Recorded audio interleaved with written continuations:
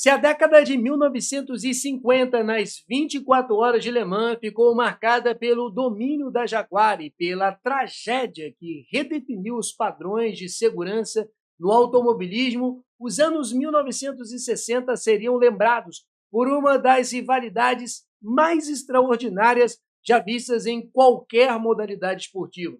Poucas histórias conseguiram reunir tantos elementos dramáticos quanto o confronto entre Ford e Ferrari. O que começou com uma negociação empresarial fracassada acabaria se transformando em uma batalha tecnológica na indústria e no esporte, e que mudaria completamente para sempre a história das 24 horas de Le Mans. Esse vídeo faz parte da minha série Muito Além da Fórmula 1, e que você tem acesso nos vídeos que estão na descrição, e mais do que isso, essa série também tem o meu livro, Muito Além da Fórmula 1, onde eu falo de diversas categorias do automobilismo internacional e nacional, e você que é membro, assinante do Fórmula Brum, tem acesso na versão digital, através do nosso servidor no Discord, e se você quiser a versão impressa, olha na descrição que eu falo sobre isso também.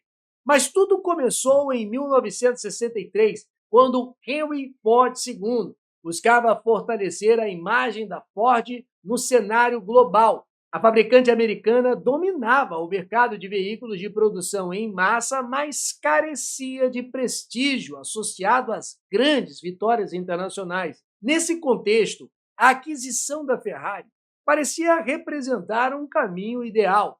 Durante meses, executivos das duas empresas negociaram um acordo que permitiria à Ford assumir o controle da fabricante italiana, que na sua divisão de corridas passava por algumas dificuldades financeiras, pelo tanto que buscou perseguir a vitória e conseguiu. Entretanto, quando tudo parecia encaminhado para uma assinatura final, Enzo Ferrari recuou.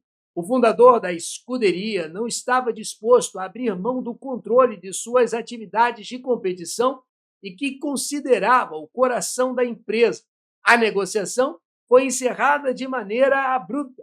Para Henry Ford II, o episódio foi interpretado como uma enorme humilhação pública e a resposta não demorou a surgir. Se ele não poderia comprar a Ferrari, então Ford derrotaria os italianos dentro do seu próprio território, e não existia palco mais simbólico para isso do que as 24 horas de Le Mans. O desafio parecia gigantesco. Naquele momento, a Ferrari vivia um período de domínio absoluto na prova mais icônica do planeta.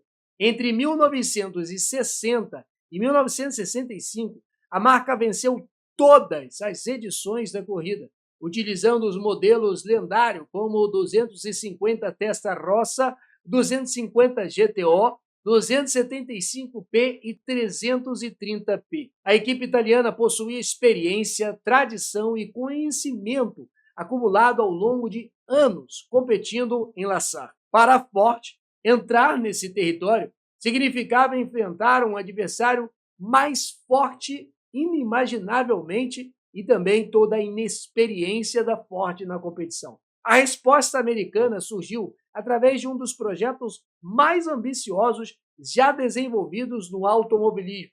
Nascia o GT40.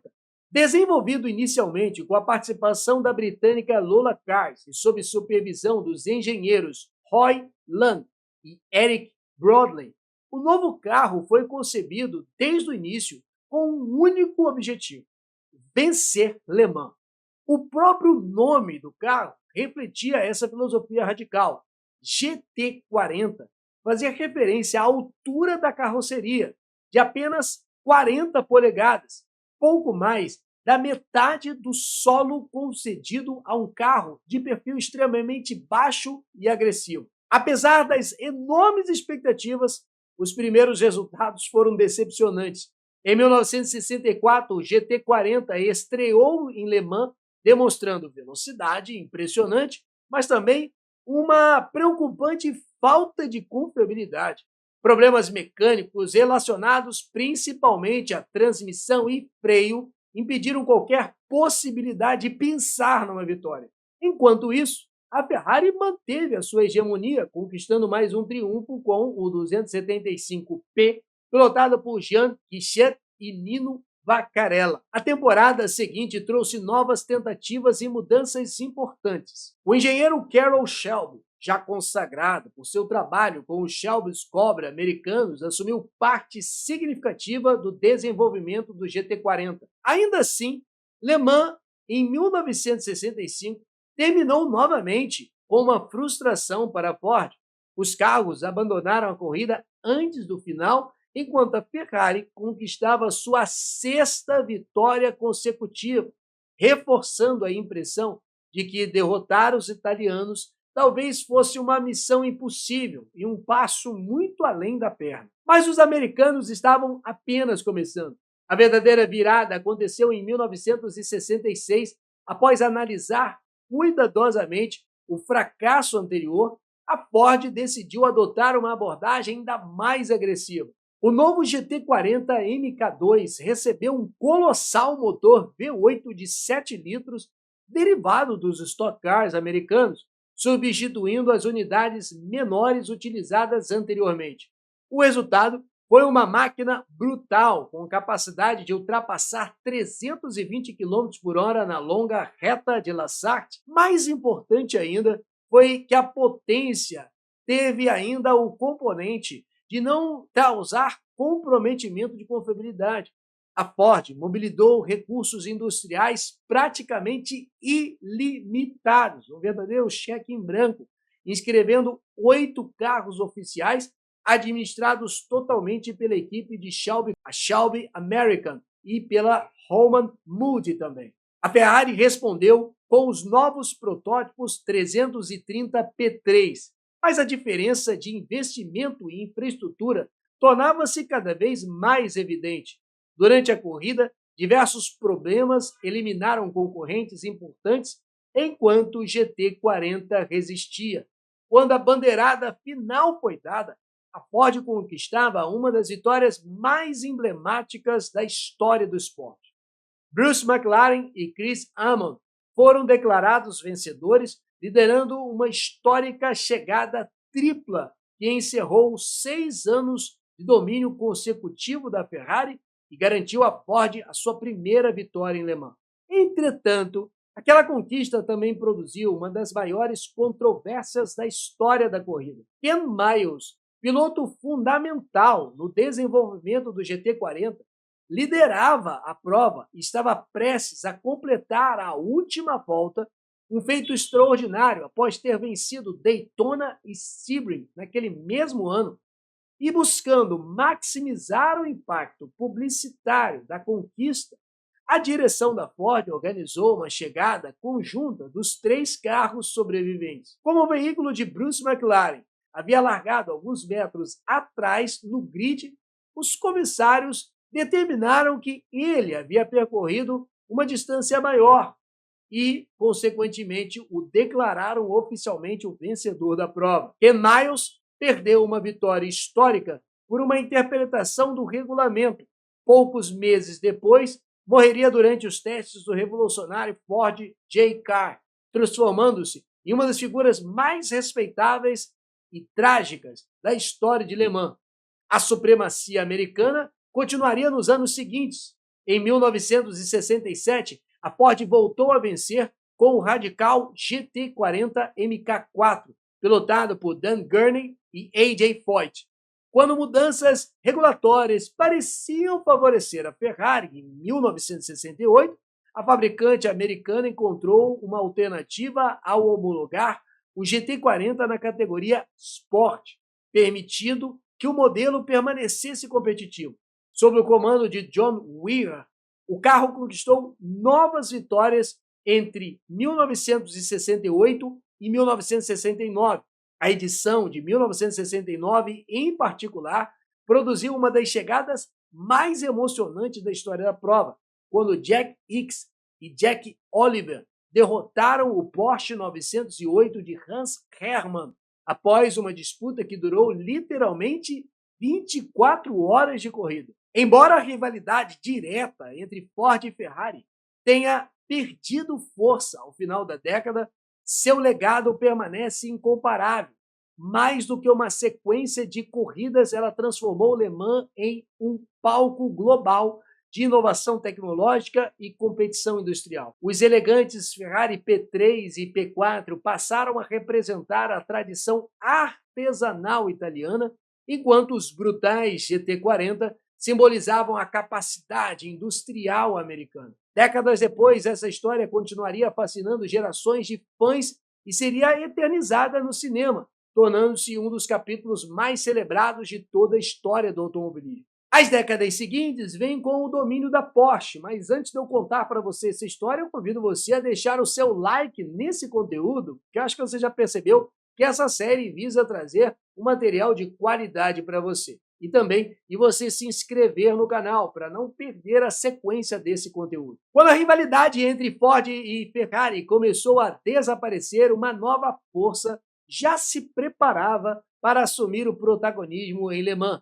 Durante as décadas de 1970 e 1980, nenhum fabricante exerceu influência tão profunda sobre a corrida quanto a alemã Porsche. Embora a equipe francesa Matra Cinca tenha inicialmente conseguido impor resistência ao vencer as edições de 1972, 1973 e 1974, a marca alemã rapidamente iniciou um dos ciclos mais dominantes já registrados no esporte a motor. Entre 1970 e 1987, a Porsche conquistou 12 vitórias em 17 edições disputadas.